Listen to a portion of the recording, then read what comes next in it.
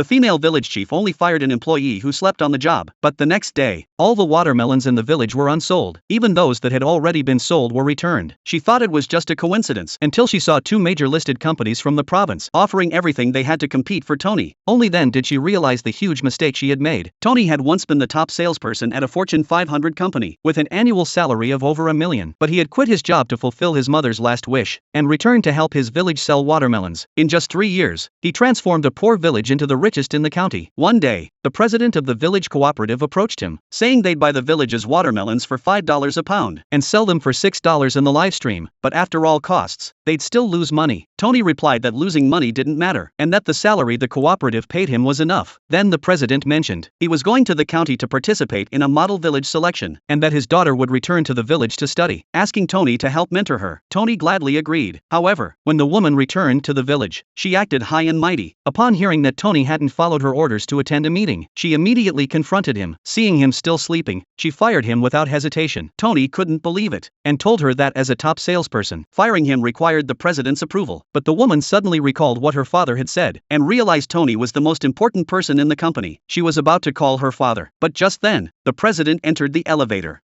Not hearing what the woman said, told her to do whatever she wanted. With her father's backing, the woman was even more determined to fire Tony. At this point, the villagers spoke up for Tony, saying he had sold many watermelons for the village and sold them at $5 a pound. However, the woman immediately countered, saying they had all been deceived by Tony, that he had bought the melons for $5 and resold them for $6 and had made a lot of money off of them. As soon as she said this, the villagers, unaware of the truth, began to blame Tony and even slapped him without hesitation. No matter how much Tony tried to explain, they refused to listen and thought he had pocketed millions of their hard-earned money. Seeing they were unreasonable, Tony angrily quit his job and posted a message on social media cutting ties with the village. The post quickly caused a stir in society, with many companies reaching out to offer Tony a position. Other companies, seeing Tony had been fired, demanded refunds. Meanwhile, the president was at the county sales ranking event, expecting to place in the top 3, but to his surprise, their village ranked last in sales. Just as the president was puzzled, his assistant informed him that the villagers were beating Tony.